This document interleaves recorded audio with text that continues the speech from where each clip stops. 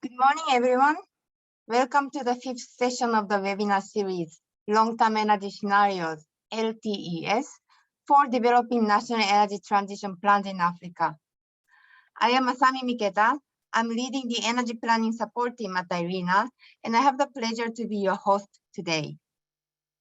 The LTS webinar series is organized as an activity under the framework of IRENA's LTES network, a network of energy scenario practitioners in the government sector.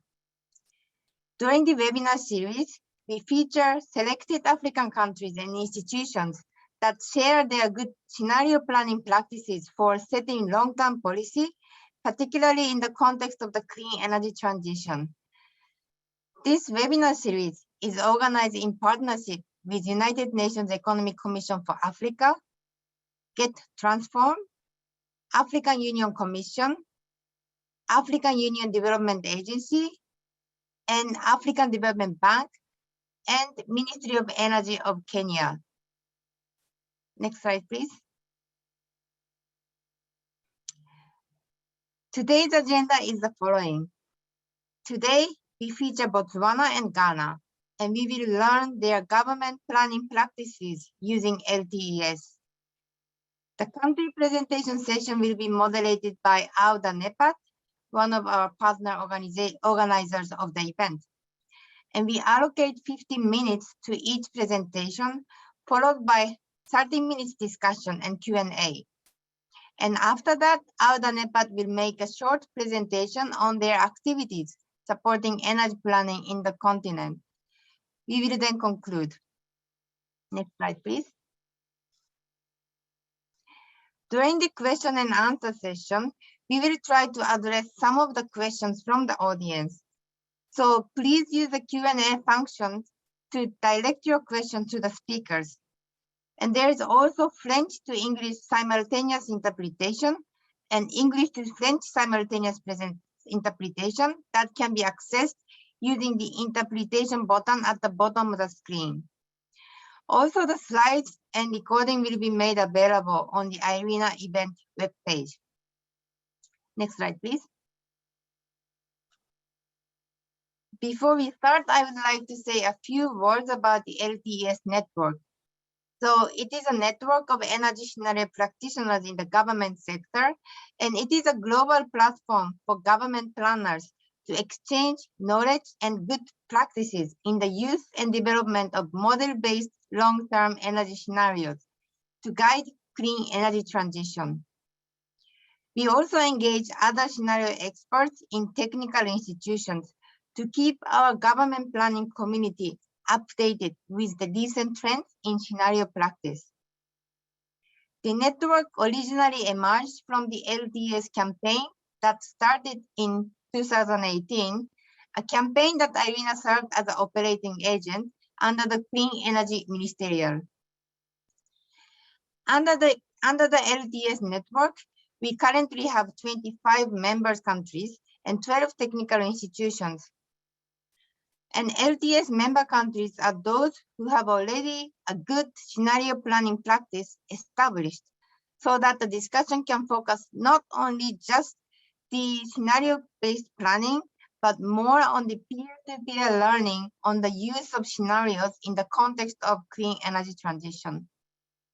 Next slide, please. And I would also like to say a few words about the mental model used in the LTES network. We focus on LTES used in the long-term planning process of the government sector. Energy modeling tools are often used as inputs to formulate LTES, and as an output of LTES, government develops policy documents, such as master plans, and use them to guide policy. And along these processes, stakeholder consultation often take place. The network activities focus on LTES and the process itself and the institutional framework, but not necessarily on the energy modeling tools or the policy outcomes. Next slide, please. Hi, Carlito. Yes. Sorry, Alette, I hear you. Thank you. With this mental model in mind, The focus of LTS network has three main components. The first pillar is about how governments are developing scenarios, and in particular, in the context of developing scenarios, to better reflect potential transformative changes. And then the second pillar is about how the governments are using scenarios to guide the clean energy transition. And the last pillar is about different approaches on developing scenario planning capacity within the government sector. Next slide, please. So with that, I would like to introduce today's moderator from AUDA NEPAD. So I am very happy to introduce you today, Boswell Pptc. He is currently working with the EU TAF program implementing the Continental Power Sector Master Plan under the AUDA NEPAD. He has been working as an independent consultant, academic, with extensive energy sector experience in sub-Saharan Africa. He has also been involved in the promotion of sustainable energy technologies and climate change mitigation through consultancy, research, policy, advocacy, and capacity building through various activities in the region. He has worked in academia, power utilities, and R&D institutions. He also has recently developed Zambia renewable energy strategy. So with that, I hand it over to you, Boswell. Thank you very much. Thank you, Asami, and good morning to everyone. Welcome to this session. We are happy to have you. In this particular session, we're going to be listening to presentations from Botswana and from Ghana. So as Asami was saying, we are going to have the presentations from those two countries back to back, each 15 minutes. And then after that, we have a Q&A session. So the questions will be deposited in the Q&A area of this Zoom facility. And we're going to select the questions from there and ask the speakers to respond. So that's how we're going to run the session. So I'll just introduce to you the two speakers.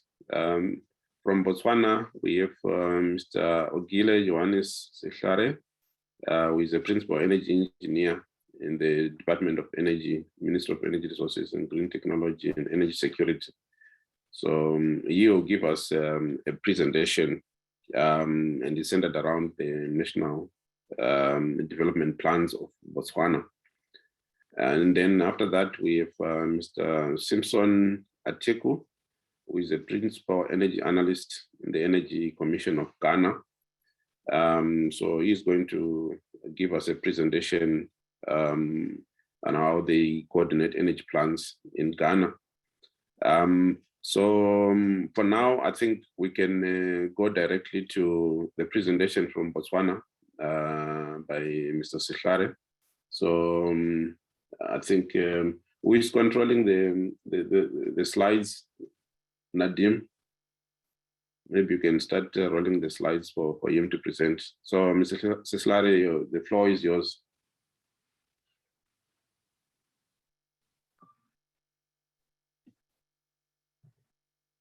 Good morning, everyone. And thank you, Mr. Bothwell Pptc. Am I audible? Yes, we can hear you. Okay. Like I think, like I have been introduced, my name is Ogile Johannes Sehlare, working in the Department of Energy, Botswana. And I'm here today presenting on long-term energy scenario for development of energy transition plans in Africa. And I will be presenting under the Botswana case for developing such long-term energy scenarios. Next slide. So, like as it is seen in the slide here, we have the ministry responsible for energy, which is Ministry of Mineral Resources, Green Technology and Energy Security. It is the ministry that has a responsibility for developing these energy plans or developing these scenarios for long-term planning. And they are the chair, chaired by the permanent secretary, who is the head of the ministry. And there are other institutions that are members of this committee, which is the steering committee. They have formed a steering committee for which they are research institutions and universities. And we also have the C team by the energy regulator, the statistics office that is responsible for collection of data and the dissemination of data, including that of energy. And also there is ministry responsible for environment, which has the responsibility to develop the NDCs, nationally determined contributions, or that is responsible for the environment. They are the Environment Authority. And also within the committee, there is the power utility.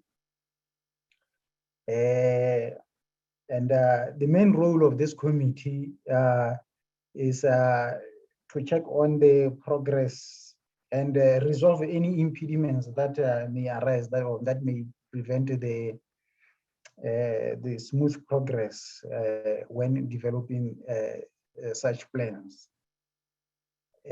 Next slide, please.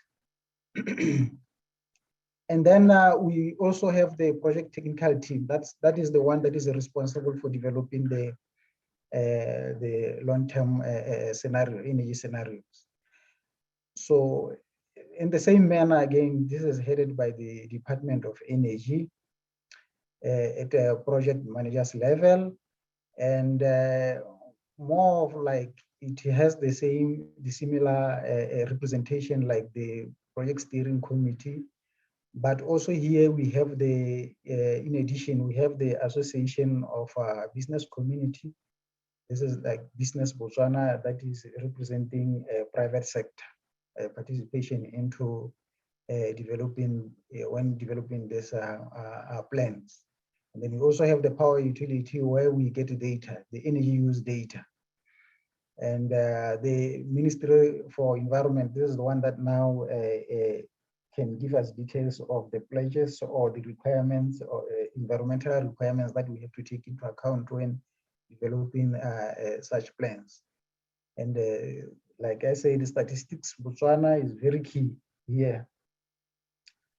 Assist in data collection, interpretation of data, including that of energy, the demography, and also GDP.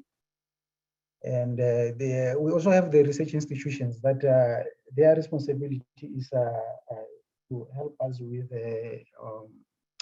adopting the energy planning models that are used for modeling, and also disseminating that through their teaching programs. And the importance of this technical team, what we have established that we should have a very dedicated team with the required expertise. And there is also need to build capacity within this team on energy planning tools. And it has to be trained, refreshed, or it has to be retrained. And to some extent, we make sure that skills are retained. And also, this team is also responsible to, on a yearly basis, review the models that are developed within the plans. Next slide. Now, when we now look at the scope of the long-term energy scenarios, here we are considering the national development goals. In our case, Botswana, we have the Vision 2036, the vision that was launched in 2016, which was for 20 years up to 2036.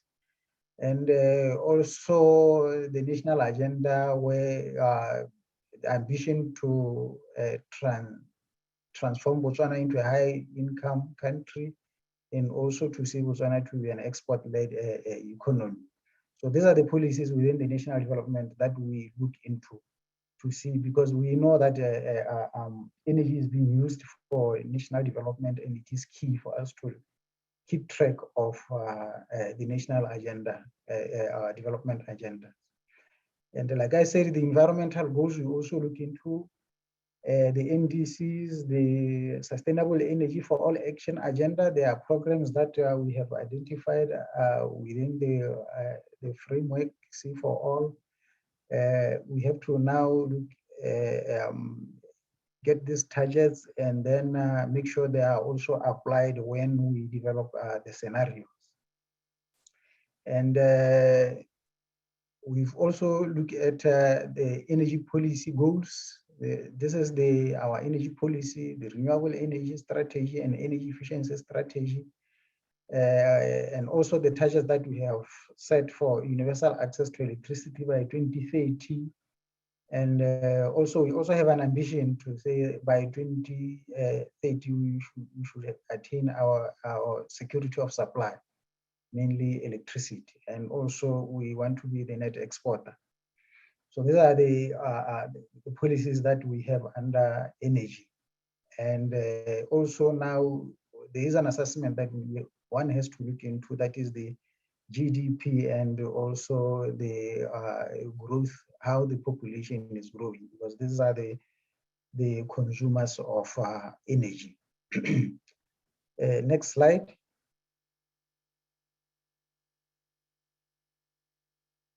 So now the scenarios, and as we are developing the scenarios, this is under the demand scenario, energy demand scenarios.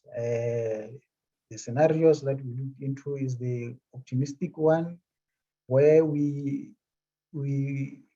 project that the economy will grow at a higher rate, leading to a positive change in the prevailing GDP.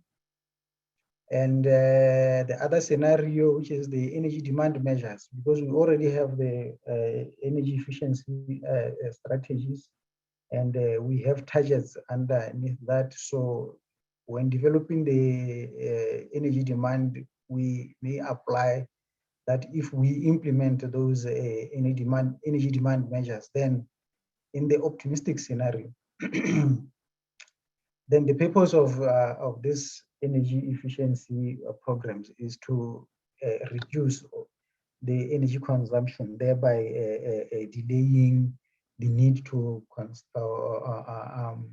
call in new energy capacities. And then the third scenario, which is the alternative scenario of the pessimistic scenario. This is where we say if say the economy performs not so well. So here the idea is that if the economy is not performing, then this may impact the use or the consumption of energy. And say, for example, like the COVID that we are in, we have seen industries closing, businesses closing, the sectors like tourism, they are not performing to their expectations, and we are experiencing a low energy consumption in this area. And then one has to create a scenario where if things go wrong, then what will be the impact in energy consumption? These are all under energy demand. And the next slide, which is under the energy supply. Here we have created some scenarios that are as follows. The minimum constraints, that is to say, if we let things as they are, this is in the supply side, if we let things as they are, for example, here in Botswana, we have coal dominating the energy resources that we have, or the energy carriers that we have is the main energy supply here.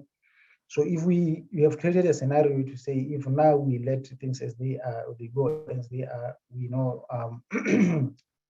we have the pledges that we have made under UNFCCC. And we also accommodate imports, and we don't put any constraints. We don't force any energy mix or any environmental constraints under this scenario. So we create a scenario under under those objectives to see the need, what would be the impact, or yes, on energy or other or or other objectives like the environmental concerns.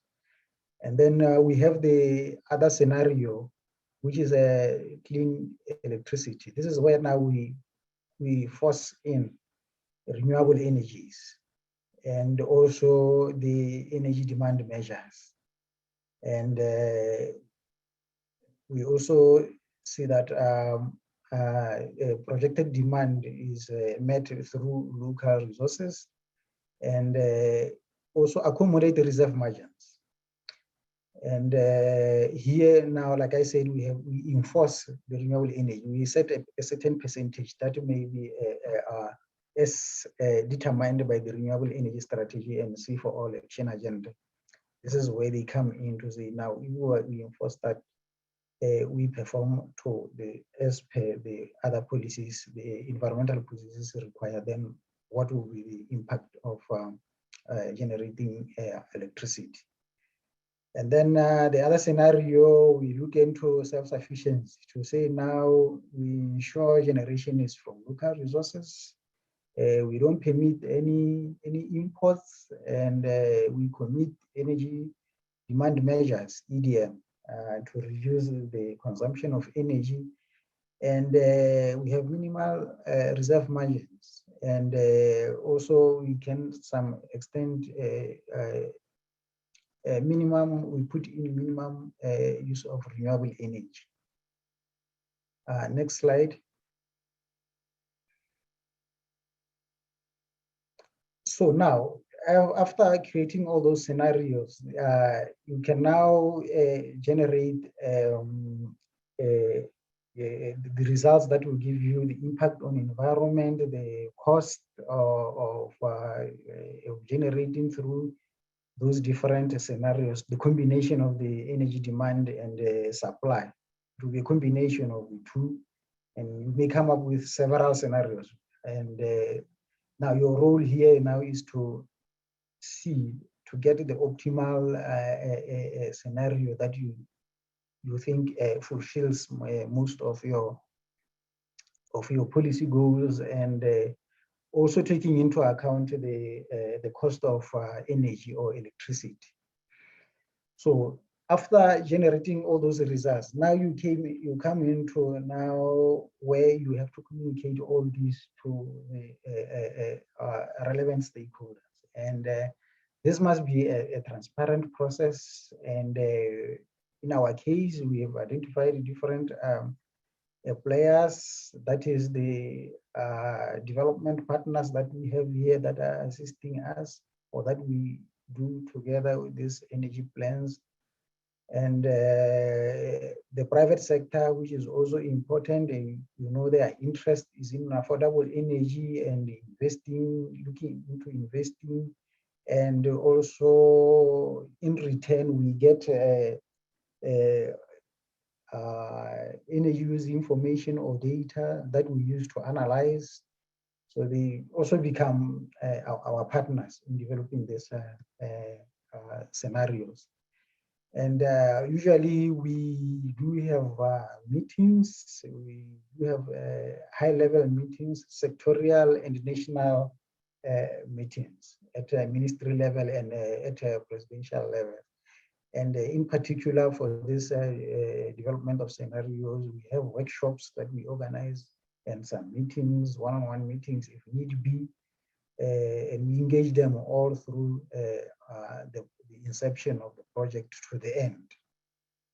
And also the public, we do have require their comments, and their interest is in that they get an affordable and also have access to energy and the other alternative sources or options that they can use at their level. And their input is in the national development plans. Like I have indicated in the slides above, that we use those development plans for development of the scenarios. And possibly during the the development of the plans, we do have some community meetings, some workshops, and also we may use other platforms of their political representations to share more light, or if we need input from them, then they can contribute through those platforms. And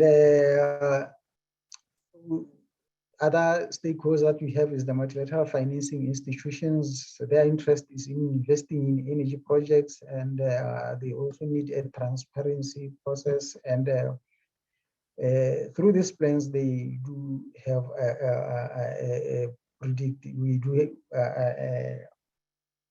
have a predictable energy plans. And we do have organized meetings with them, the regional and international meetings, and some bilateral meetings with them.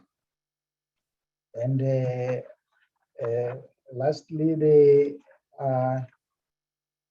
other stakeholder is a regional and international organizations, like in our case, the SADC, yes, the SADC, Southern African Development Community, where we have ministerial meetings where we share our national plans as member states, and this regional organization, they coordinate these regional plans, and also the development, and also negotiating for implementation of these programs through their established meetings. And we have these meetings which are on yearly basis, and also there are some technicals which comes like twice a year or so. So in short, this is the process that we follow when we're developing our long-term energy scenarios for Botswana. And with that, I would like to thank you.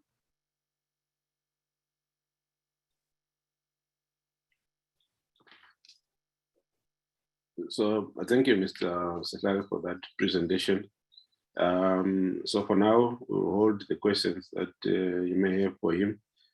And we will go straight to Mr. Atiku.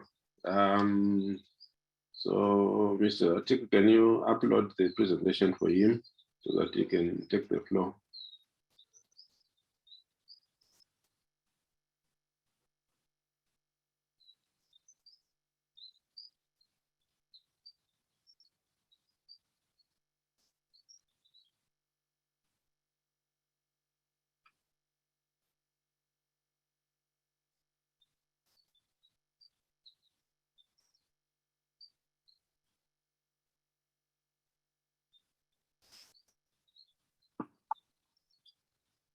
Hello.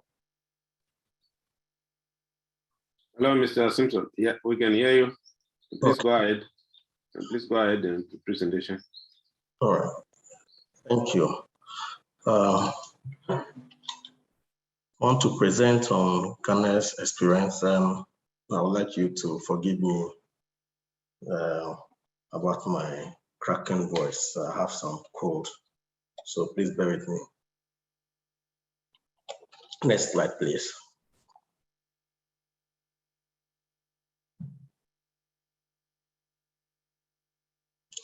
Yes, in the past, Ghana has always developed energy plans, which always give us the guide as to which power plant to build to go to meet demand and make sure that supply and demand is balanced.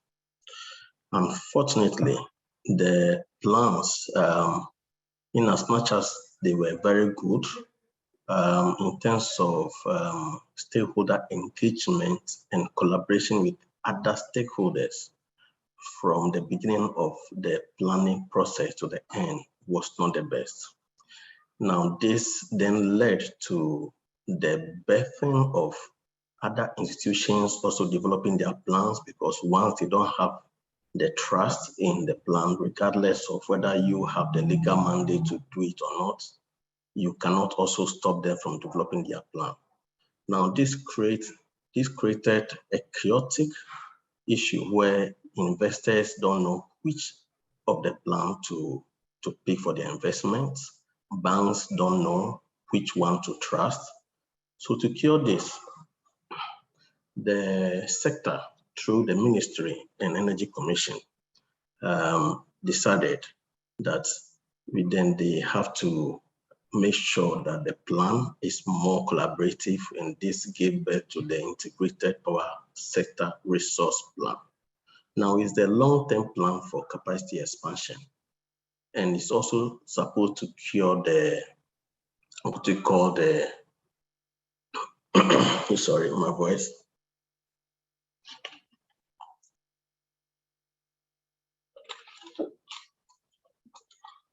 What is sometimes referred to as sunk investment, because if you overplan and then you overbuild, then the capacity will be there and the demand will not be as much to offtake the generation. So the Energy Commission, with the technical and financial assistance from the USA, developed the Integrated Resource and Resilient project in 2018 and successfully updated it in 2019. To sustain this approach, then a technical committee was formed. The technical committee, being led by the Energy Commission, comprises of the grid operator, the economic regulator, the IPPs, independent power producers, and other stakeholders, including the operators of the hydro, which is very important in determining how much that they can offer. We all know because of climate change. Next slide, please. Now, the governance structure.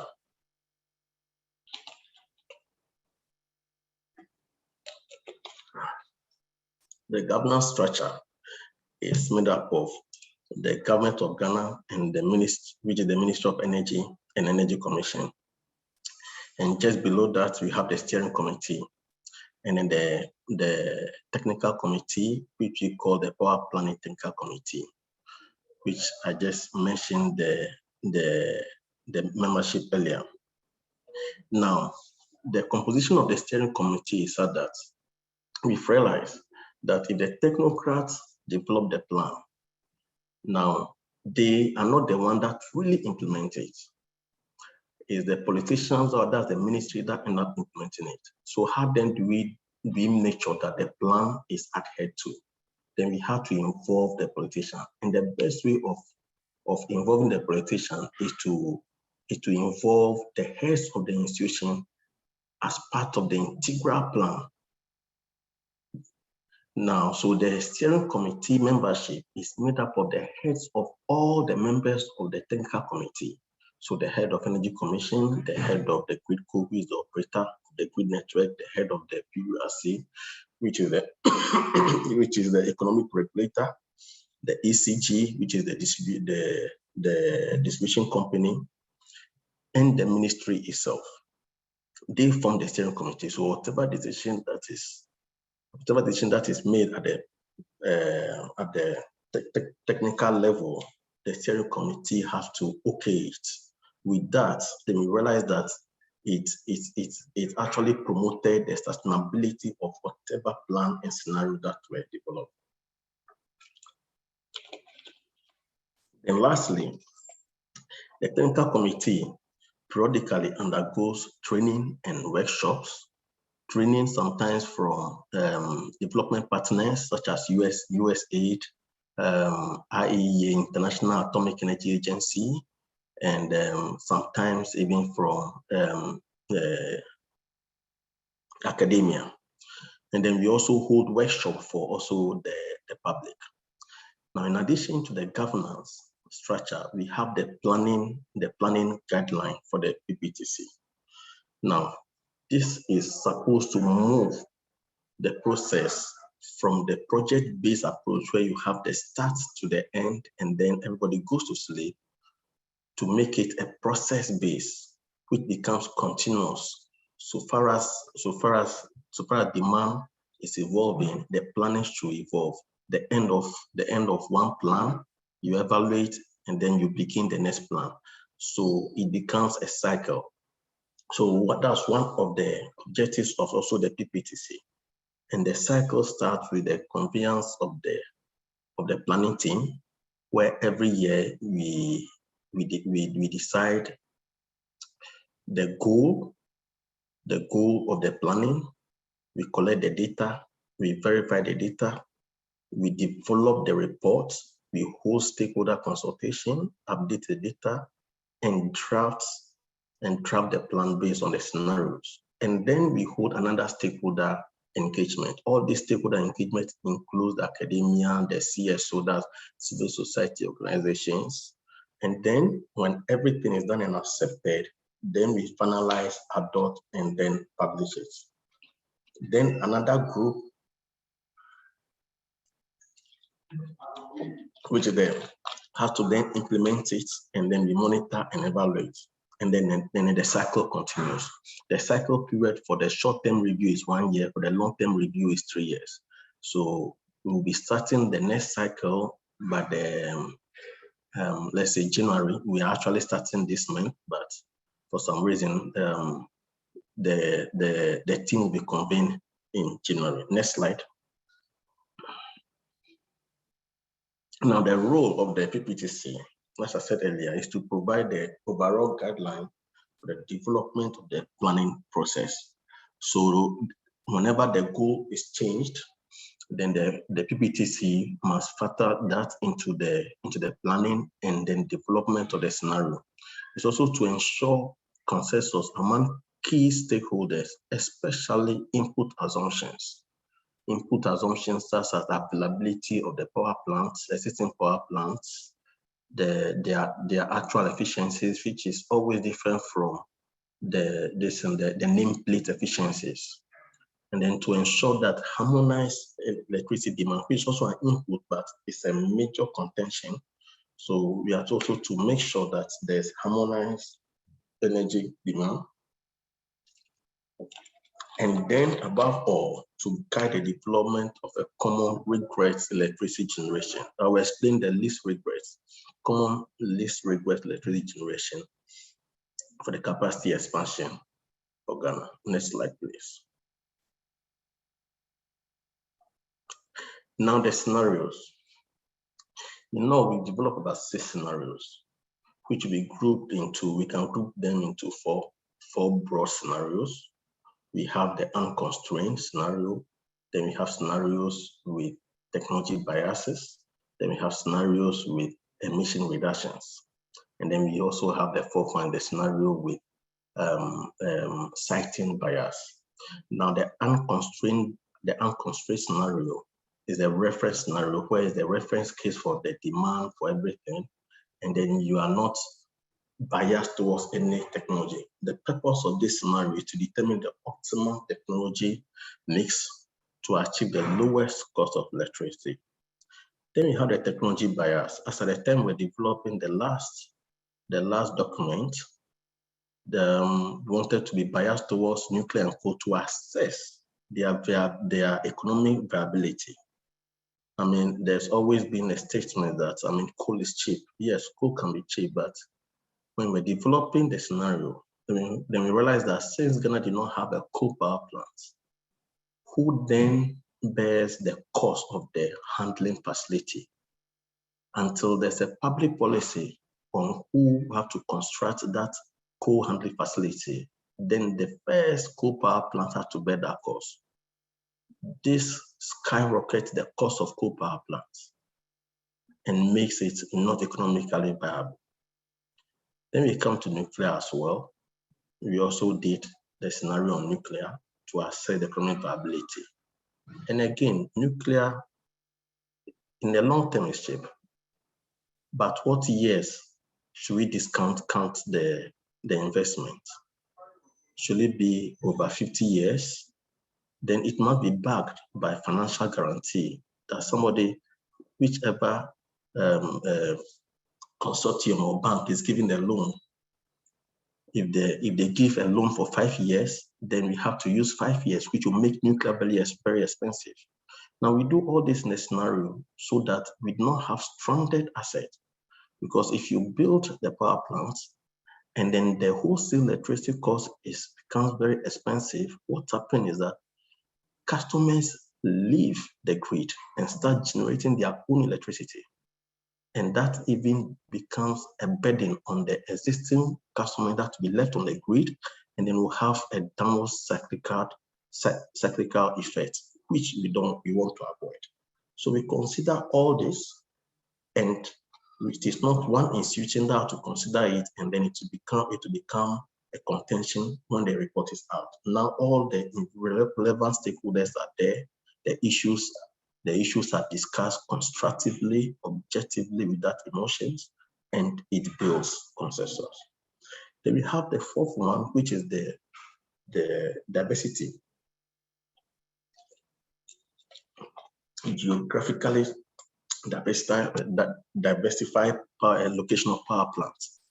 Ghana has largely 2 power enclaves all along the coast of the country. Meanwhile, demand is also growing steeply in the middle part of the country. So we realize that the grid operator has reliability issues because the power plants are located along the coast and always have to wheel power to the middle and the northern sector. So what will happen if you have a power plant in the middle of the country? How would that affect transmission costs? How would that affect reliability indices? And then how will it then translate into the total cost of electricity? So that's one important scenario which came up through the Pptc. Then we have the rest of the 2 scenarios largely to reduce emission in an attempt or to fight climate change. Sorry. Just a minute. Attempt to fight climate change, but also to increase supply security by reducing dependency on fuel imports. So we have the renewable, we have a scenario called renewable master plan scenario, then which is also technology biased towards REs. Then the last one is, in addition to the renewable master plan, what if the unconstrained? We again constrain it by limiting emission by half of it. How would that also fare? So these are the broad scenarios that we considered, and this will not be the scenario that we'll be considering in the next one. We might end up dropping coal for sure, because per the policy now, Ghana is no longer considering coal, and it's even not viable. And then we might add another scenario when the team and the steering committee see it fit based on the issues, the challenges, and then the policy goal. Next slide, please. In conclusion, we realize that the more collaborative approach is good, and then the country have institutionalized it. So we have members who were sworn in by the minister, and then we give thanks to USAID by proposing this approach, which was very good.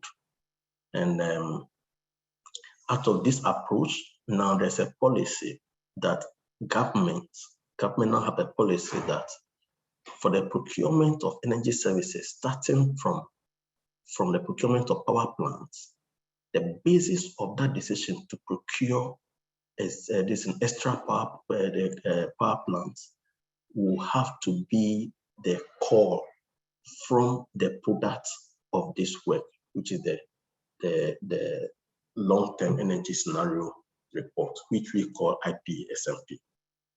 Now, members of the Pptc undergoes training in a lot of modeling tools, such as the LEAP, such as the message, proprietary modeling tools such as the IPM, And in January, we will start also undergoing training in Plexus, a very good proprietary tool for modeling. Now, the result was also communicated, like I said, to all the stakeholders. And when time always permits, they go for roadshow or let me say mini roadshow. Now, the plan was supposed to go for a full roadshow, but because of the COVID, we shelved that, and it's our hope that the next update, which will be by the end of next year, which is 2022, we will go for a full roadshow. So with that, then we are involving everybody into the planning, and that also makes it sustainable. Thank you. And once again, very sorry for my cracking voice.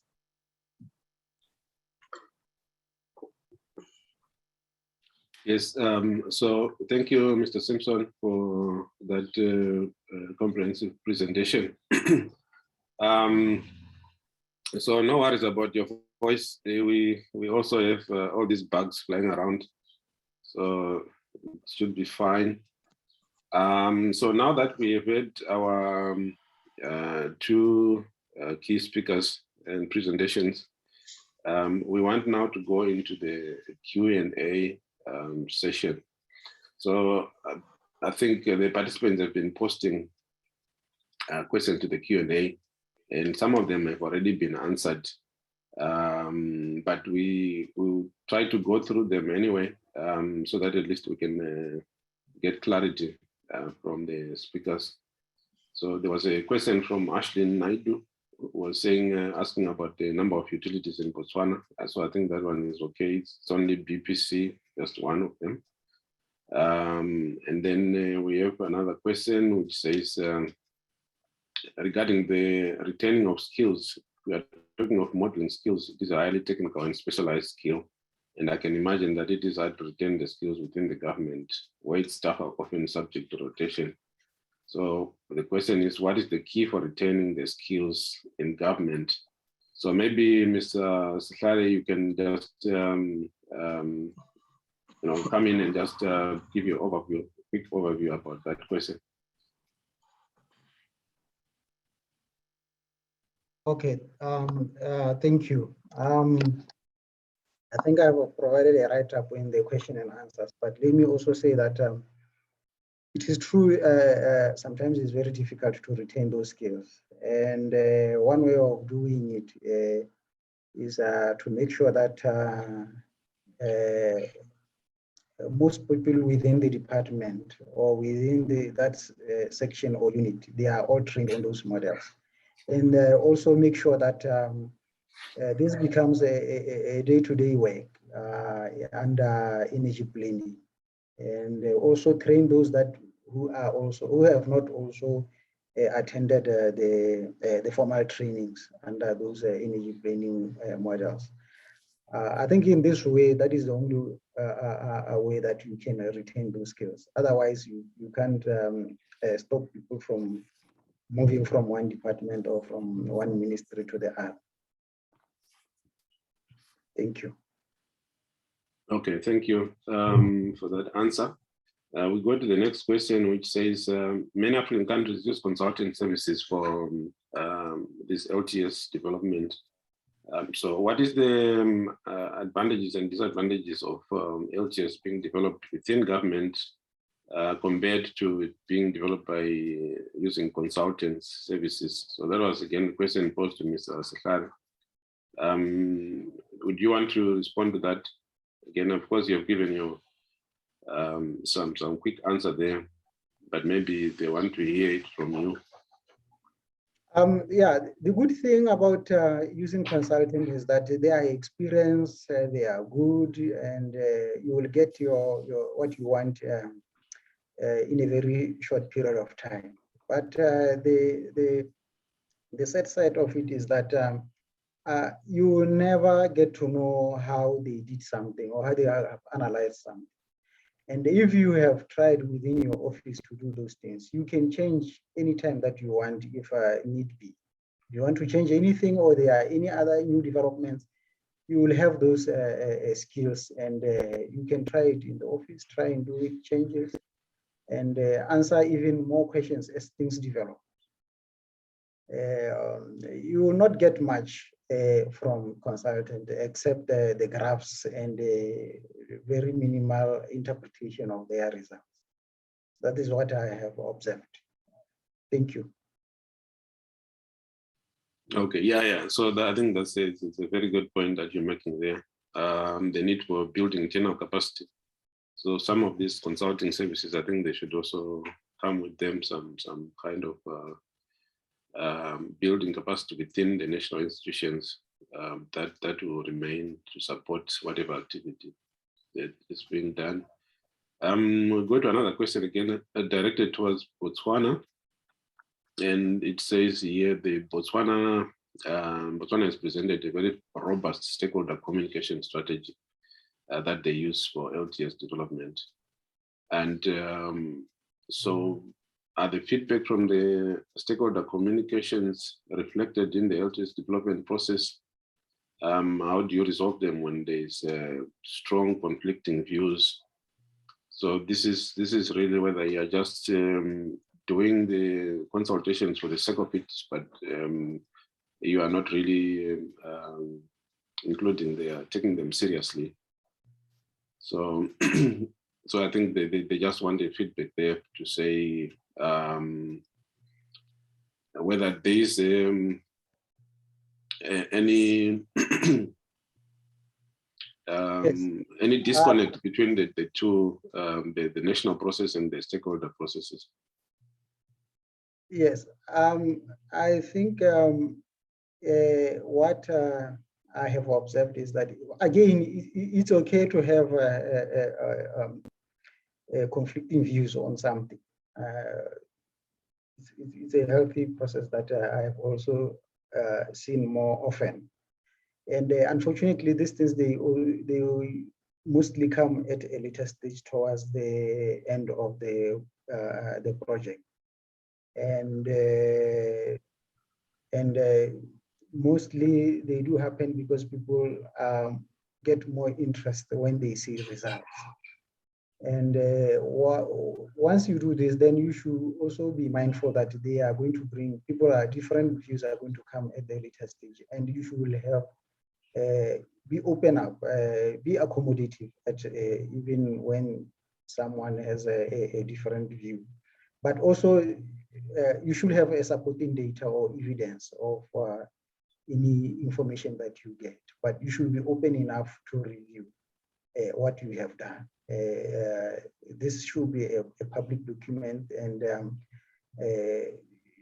for you to maintain trust, people should contribute to it. And yeah, I think that's what I have realized. It's a good thing to have, but you should be accommodative.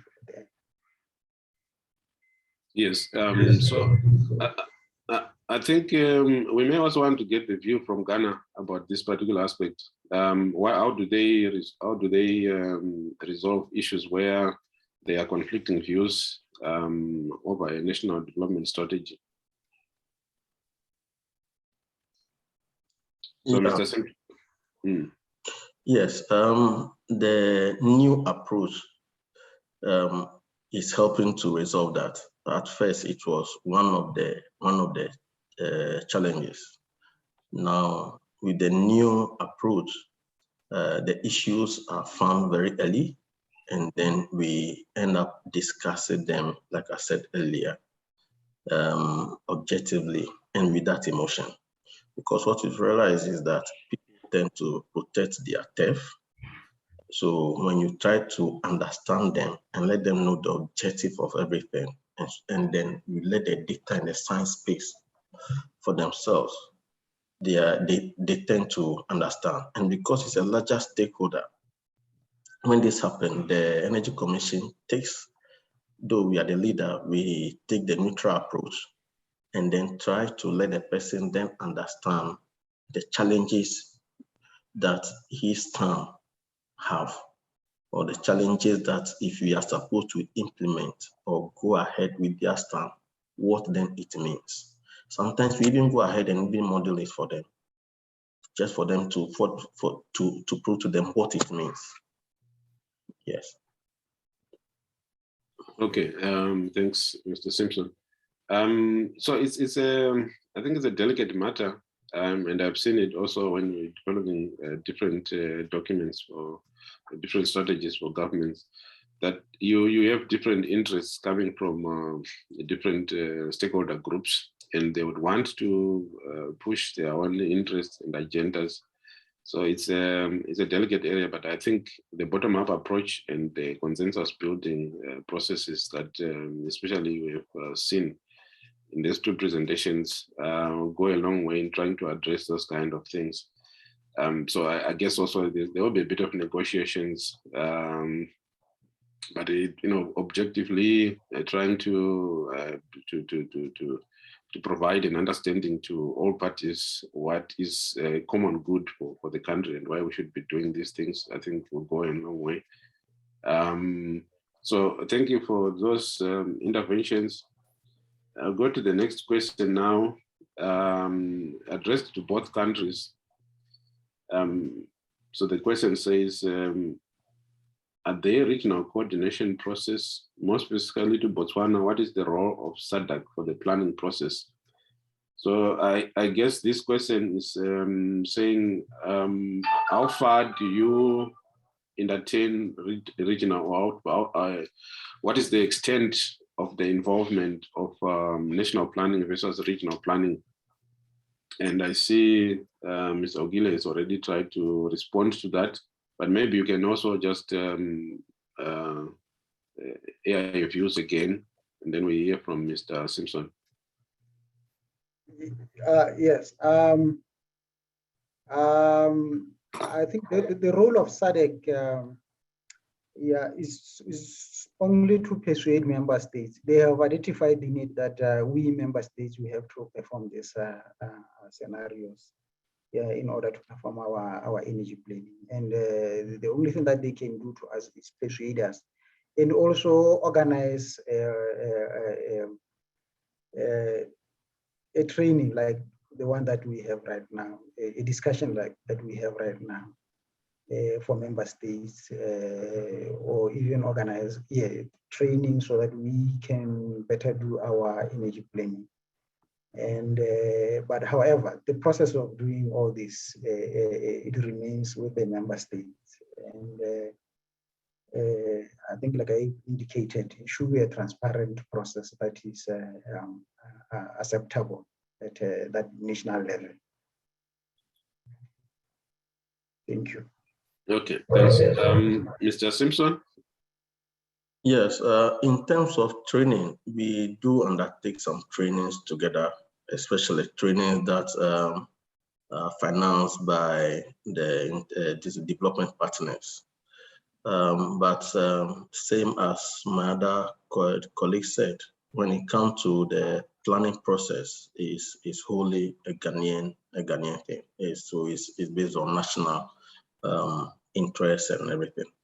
But there again, because with the introduction and existence of the West African power pool, if that market, the trade is fully operational, then I believe that the planning process can also be improved, and then we will also then involve them.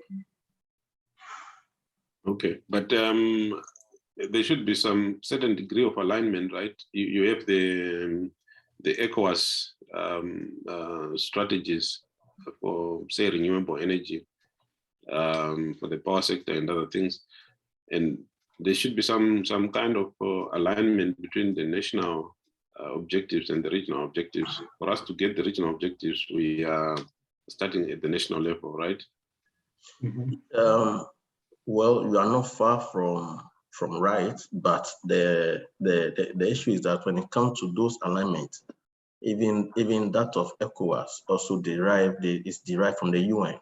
For instance, the climate change is actually a UN issue.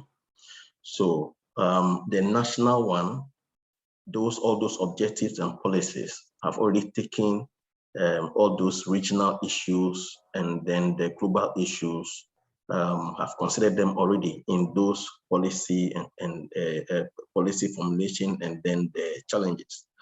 So when it comes to addressing those issues, yes, we do them together. For instance, the hydro, whenever we have this cross-border water reservoir, we actually resolve it together.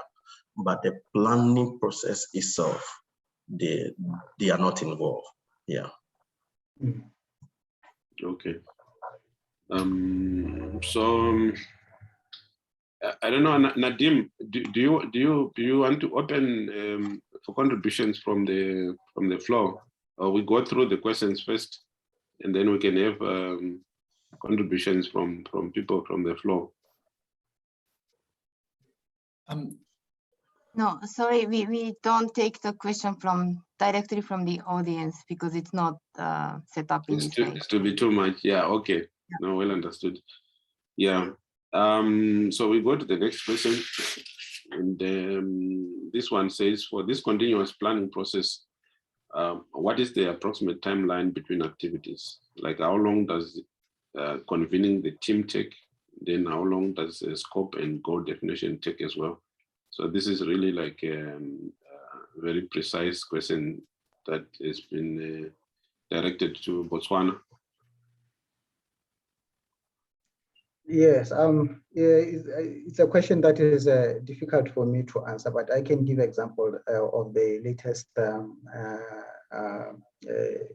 scenario that we have developed, say last year. You know, this is sitting with, like I say, the technical team, and you take this as a project, and you have timelines. And you should make sure that there is a committee that you report to, the steering committee that is guiding the whole process. And this is at senior level, at the head of ministry and other departments. So this is a process that will take you, say, 1.5 years to go through. And mostly energy demand is a very data-intensive exercise. So it will take much of your time. And so it's dependent on your planning and on what you want to achieve. So I don't know whether I'm answering the question or. Yeah, I think it's one of those questions that really depend on the circumstances. And it also be dependent on the institutional protocols and processes within the country. But I think let's hear from Ghana if you've got a contribution around that, the processes of setting up some of these institutions and getting them in motion. And yeah, initially the demand took almost a year, and then convening the team about 3 months. But because it's now a process, so everything is already in place. Defining the goal and objective, the energy policy has been drafted and very soon will be given to cabinet for approval. So convening the team and then setting the scope shouldn't take more than a month for the next planning cycle. At the moment, even before the planning cycle even commences, we already have the draft demand, which we will be reviewing next month as well. So because all these processes are now continuous, it ends up shortening the time for the whole thing. So now for the major review, from the convening to the publication, we are expecting it to take 12 months. Okay, thanks for those responses. So I think I can get a rough view of how long these processes take, but a lot would depend on what's happening on the ground and the type of institutions we have and the practices in each country. So careful planning will always be required in this kind of situations. We'll go to the next question now. We've got a few minutes for this. And the next question says, both countries have got robust energy planning institutional setup. So would you have any advice to countries who are intending to develop institutional capacity for LTS development? And what would be the key factors for successful implementation of those frameworks? Can you go over the question, please? Okay, so the question is saying both of the two countries, Botswana, Ghana, have got very strong institutions that is supporting the LTS development. So what kind of advice would you give to others that want to do the same thing? And what are the key factors that would make this successful, make it work, basically? You want to start, Ghana? Okay, I think they should, my advice is that the institutions to lead. There's no need to set up a new thing away from the institutions, because when you do that, the institutions will not own it. So the existing institutions should lead the process. Whatever deficiency that they lack, or wherever they feel that there's weakness that needs to be strengthened, then they can bring even stakeholders or consultants to help them to strengthen that part. And then where they should be careful is the involvement of the politician. The politician is like a two-edged sword. You have to handle him well. One, you have to give him the role that he himself will be happy to use the report. At the same time, too, you also have to always tell the politician the truth.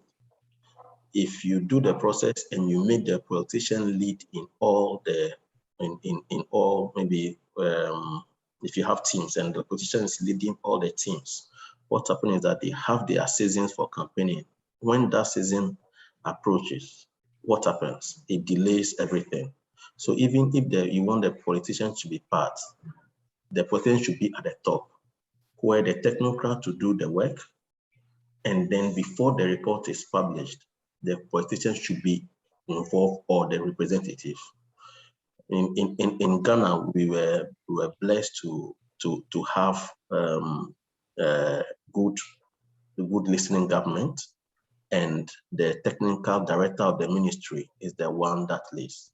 Sometimes we have the minister and his deputies also coming in, and because of how the process is transparent, they appreciate it, and whatever contribution that they have, we realize that it's also very good. Okay. Botswana, what would be your response to that? Yes. What would be your advice? Yes, I think I also have the same views as Ghana, but in addition, I think the institution that has the mandate to develop this LTS must work on building relationships on those key institutions that they see important to contribute. So it's an issue of building a good relationship so that everybody can participate. I think that is just what is just key. Okay, thanks for those responses. Yeah, I think it's like what the speakers have been saying. It's you need to tread carefully and be able to use your diplomatic to be able to rope in and ensure that there's buy-in from the politicians. So I totally agree with what the speakers have been saying. And we go on to the next question now. This one is specifically to Ghana. The question is, how are the results of the LTS communicated to the public? How do you communicate the planning processes to the government, to the public? Okay, first to the government, because government is part of the process. So they get first-hand information through reports, interim reports, presentations, by showing them the results and their implications. To the public through workshops. From the planning process, we have 2 workshops. The first one is the draft. When the draft report is ready, we organize stakeholder workshop where we involve representatives from the public, the academia, the civil society organizations, the research institutions, and then including even development partners. So they critique, and then we can go, and then wherever that we have to review, we incorporate their comments. And then we also then go back to them when the final document is ready to launch. This also helps in ensuring that whatever plan that is accepted is also adhered to. So it also then improves ownership.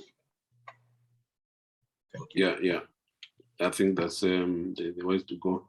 Using the bottom-up approach and engaging with stakeholders and consulting with them all throughout the process of developing the strategies. And then again, going back to them finally to say this is the final product, and then you get the endorsement and buy-in. Another question says,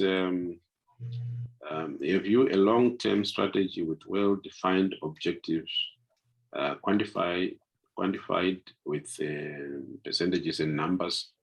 So your strategies I suppose they would have some set targets, right? What you intend to do, that would be supporting and guiding the activities. I gather this is a typical, but maybe you can just add to say what is guiding your long-term strategies in terms of the targeting for both countries. Maybe Botswana, you can start. Okay, can you repeat the question again? The question says, in your long-term strategies, do you have well-defined objectives that are quantified with numbers in there? Yes.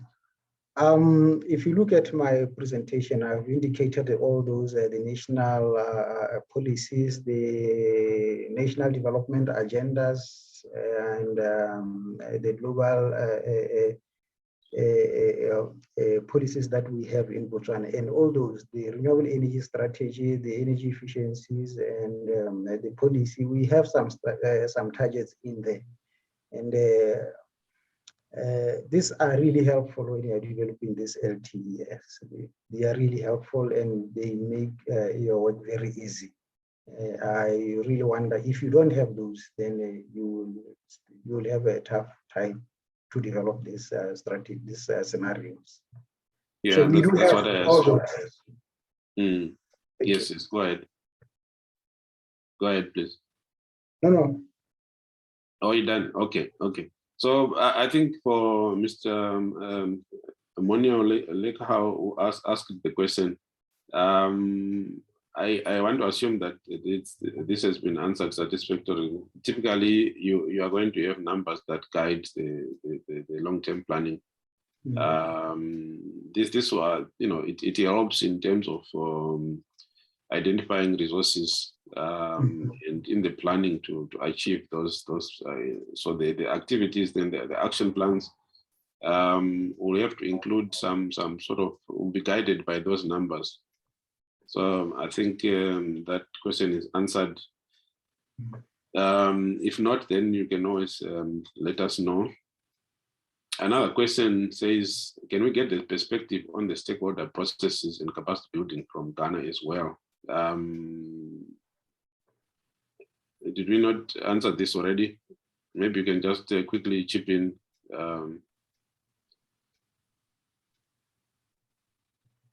So Asami is.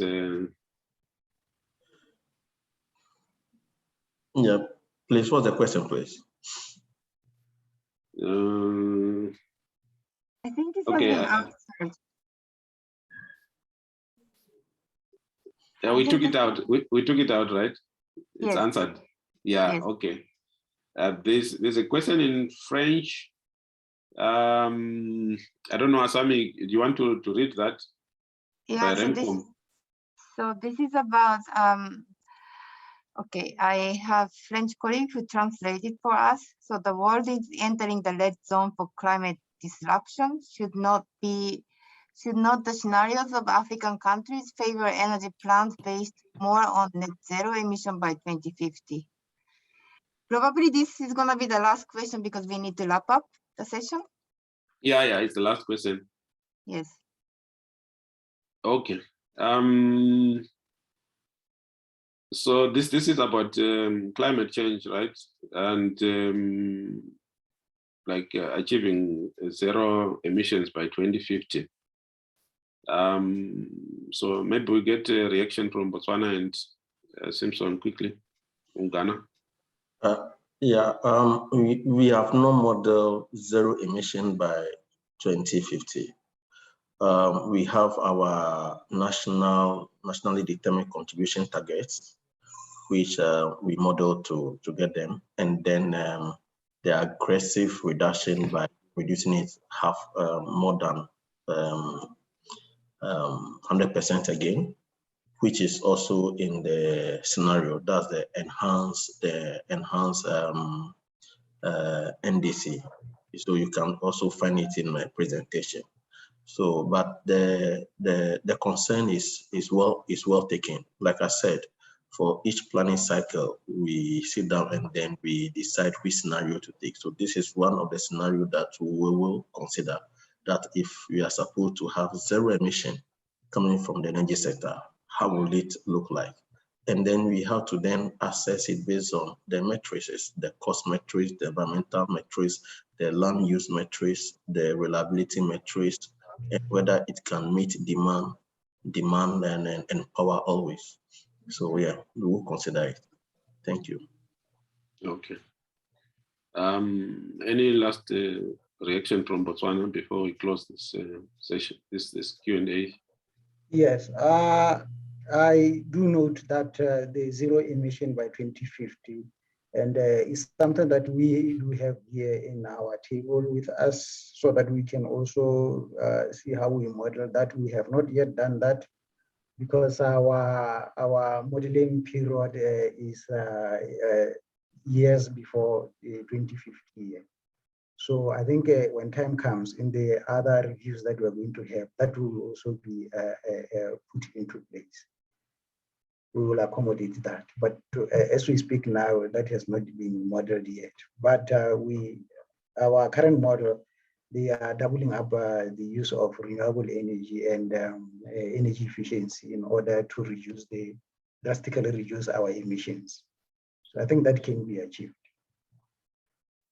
Thank you. Okay, thank you, Ogile, for that last remark.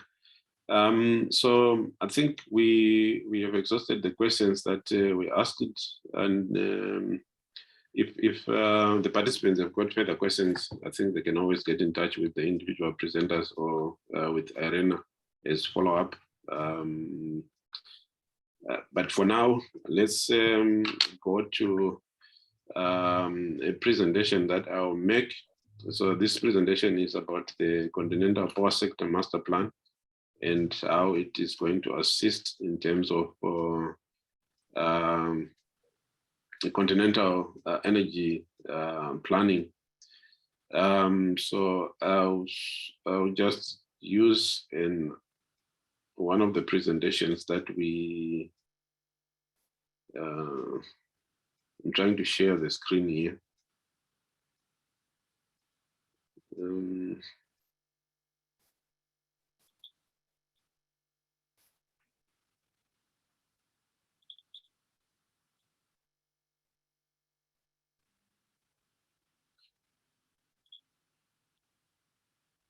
Okay, can you see my presentation from there now? Yes, I can see, but you can maybe make it bigger to the presentation mode. Okay, I see.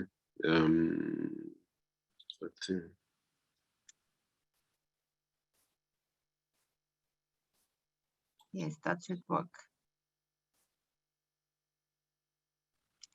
Oh, okay. So we this see the is whole thing. We see the whole thing. But maybe it's okay like this. We see the whole screen of the next slide and everything, but it's fine, I think. oh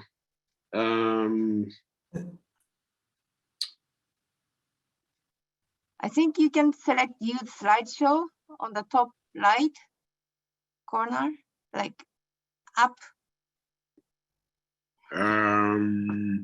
use slideshow. Yes, I think that can work. Right, this one, right? Yes, perfect. Thank you. Okay. All right.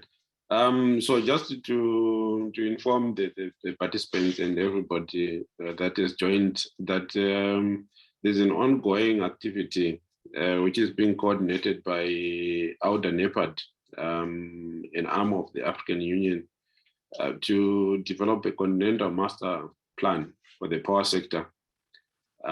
So we're just entering the second phase of this particular master plan. And its objective is really to identify critical infrastructure that will enable the creation of an Africa-wide electricity market that will enable trading of power between the different power pools, because currently we've got 5 different power pools in Africa. So this integrated market will allow trading within and amongst the different power pools, and even allow export of power to neighboring regions. So this is the current sort of infrastructure in terms of grid connections in Africa, and they hope to have a more integrated network, transmission network within the continent. So they have already done a phase 1, which was basically reviewing the existing master plans and assessing what is going on and developing a baseline scenario. So the planning now is aiming at looking at medium-term scenarios up to 2040. So that's the planning period which has been adopted for the CMP. We're going to the next one. And institutionally, we have got a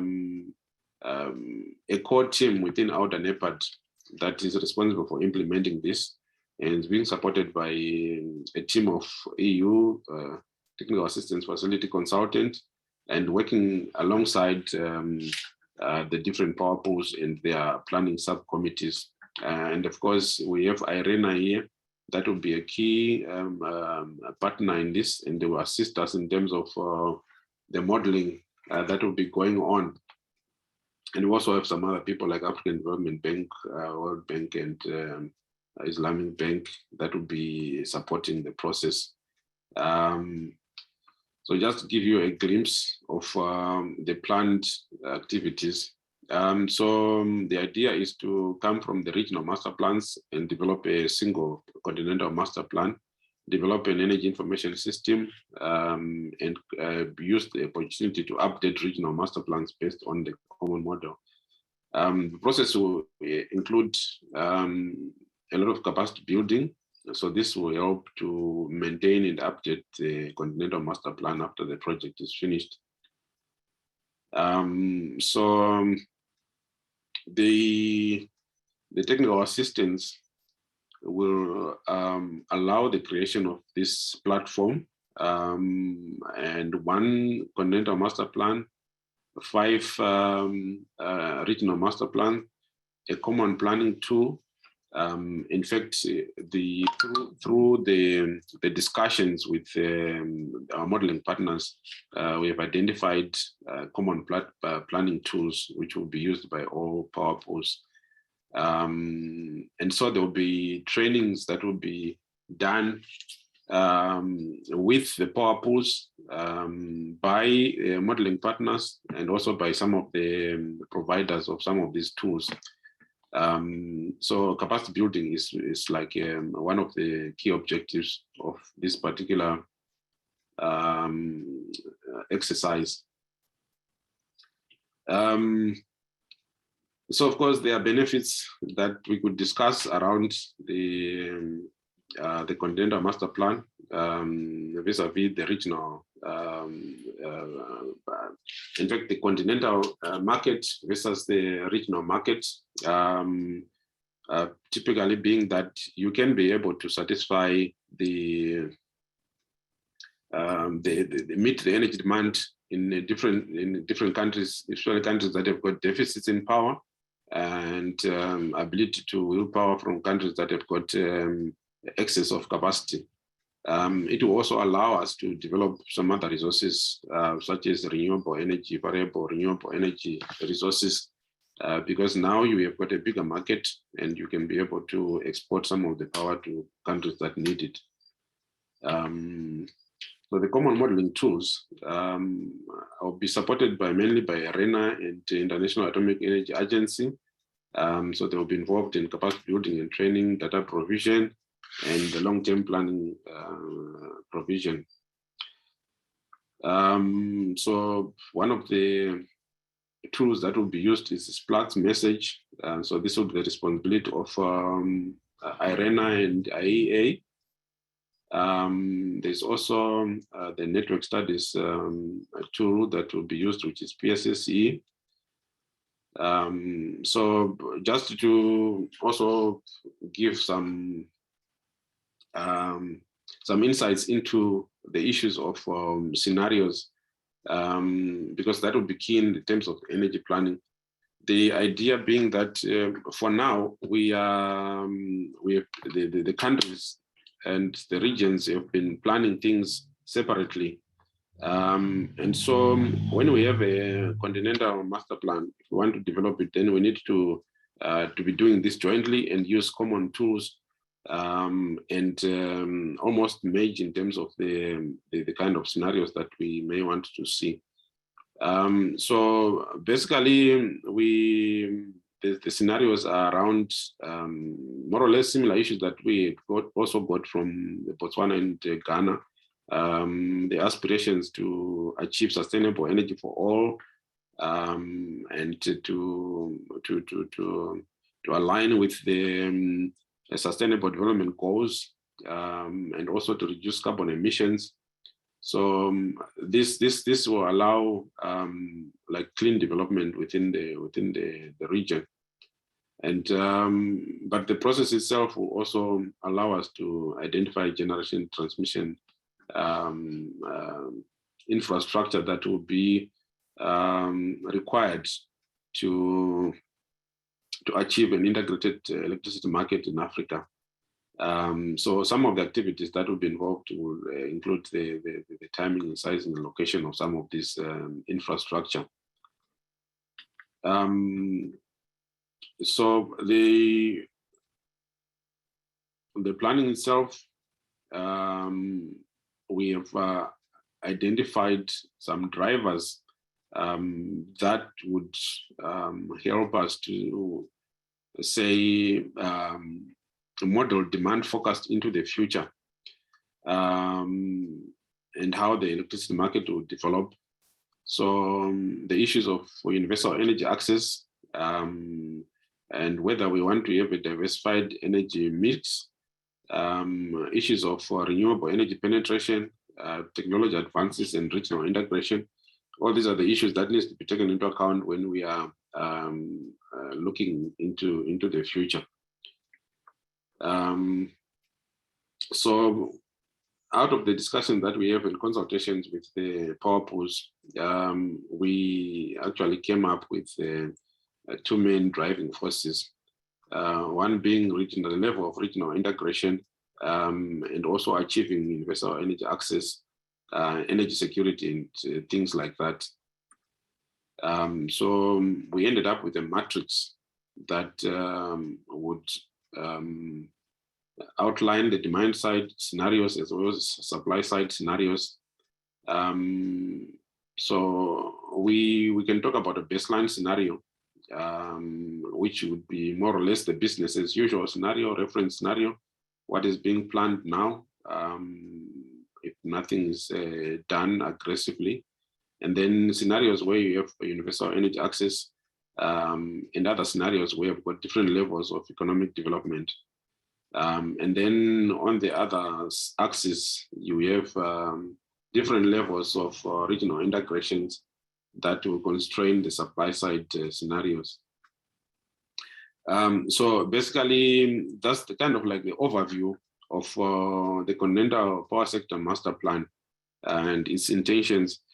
But just to reiterate that this process is trying to create an Africa-wide electricity market, and that will involve aggregating all the plans from each member state to the regional level and then to the continental level. And so in the process, we are working with power utilities, basically through the power pools. So between AUDA and the power pools, we have a working relationship between those two entities.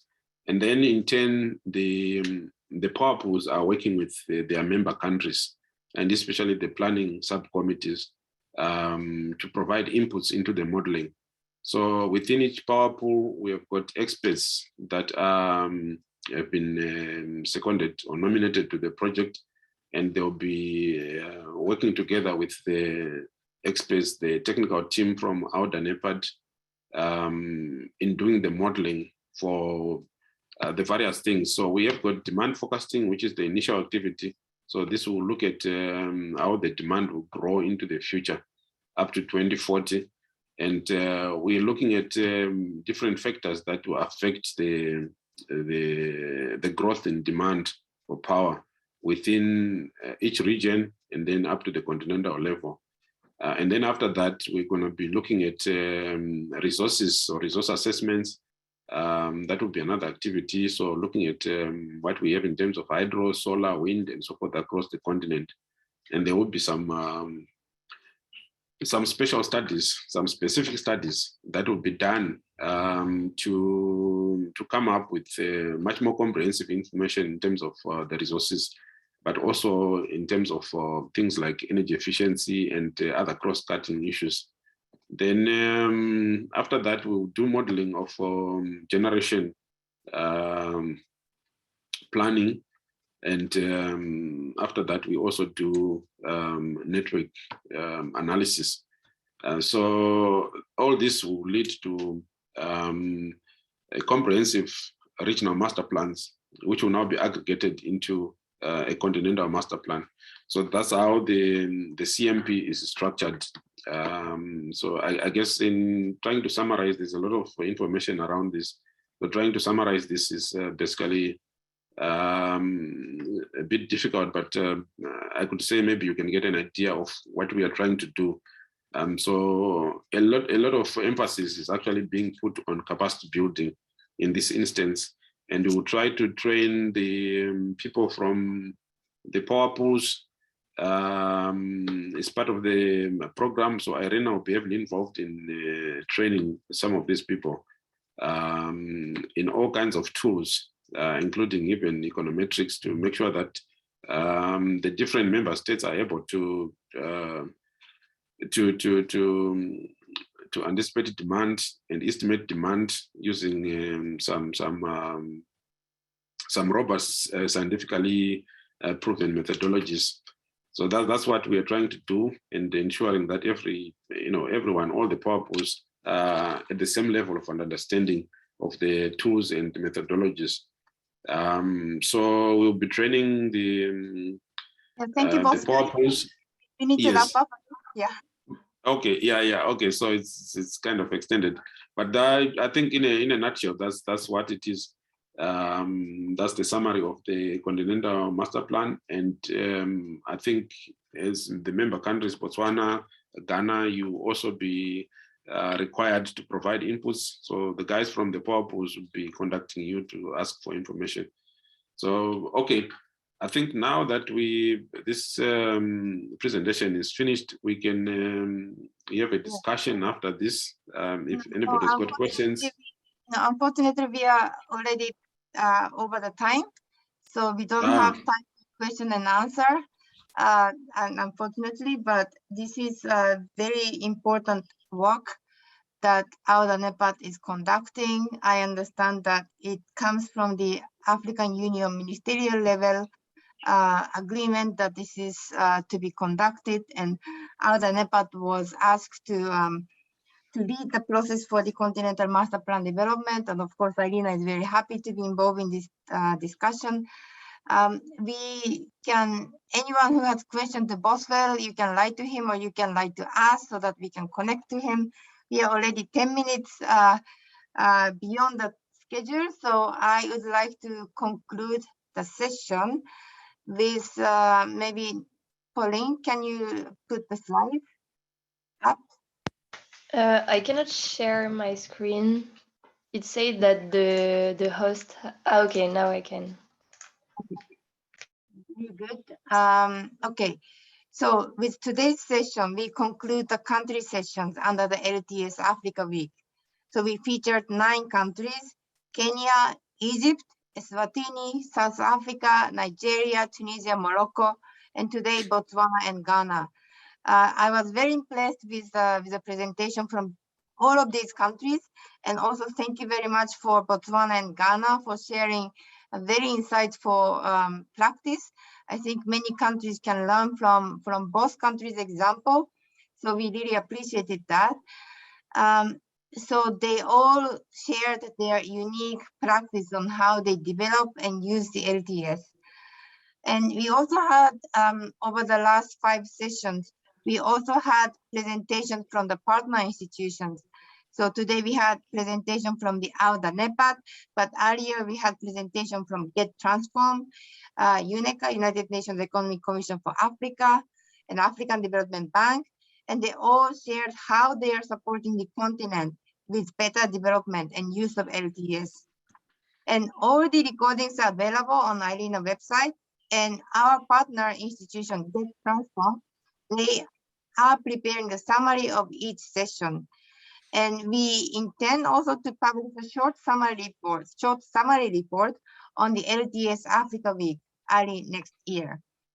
And if you have any question or feedback to the webinar series or the LTS network in general, you can always reach us at ltes@irena.org. Next slide, please. So I would like to conclude today's session with announcement of the final session of the LTES Africa Week. So this is going to be a special session with African power pools, featuring their development and use of LTES. And we are very pleased to announce that the special session will be hosted as the virtual side event to the 12th session of the IRENA Assembly. IRENA Assembly is the most important event of the year within IRENA, and we are very happy to have this as a special side event within the Assembly. And I would also like to note that we will be sending a new registration link by email. You cannot use the same registration link. And I hope that many of you can join. And we will just now play 1-minute video on the LTS network, and we will close with that. So on behalf of the IRENA LTS team, we wish you a good holiday and Happy New Year. Thank you very much.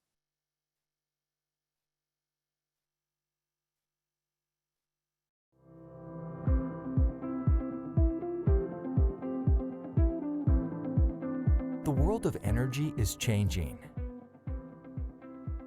The energy system of the future will be based on sustainable, renewable energy. Innovation and digitalization are changing the way we consume energy. How can decision makers in governments and businesses prepare for the energy transition? Long-term energy scenarios, LTES, can help plan for a low-carbon future by identifying opportunities, potential risks, and cost-effective near-term solutions. IRENA actively supports energy planners through its global LTES network. Governments can share their experience, exchange best practices, and explore the most pressing future trends together with global experts. Government institutions and supporting technical agencies can become members of the LTES network. Join us. Contact LTES at irena.org for more information.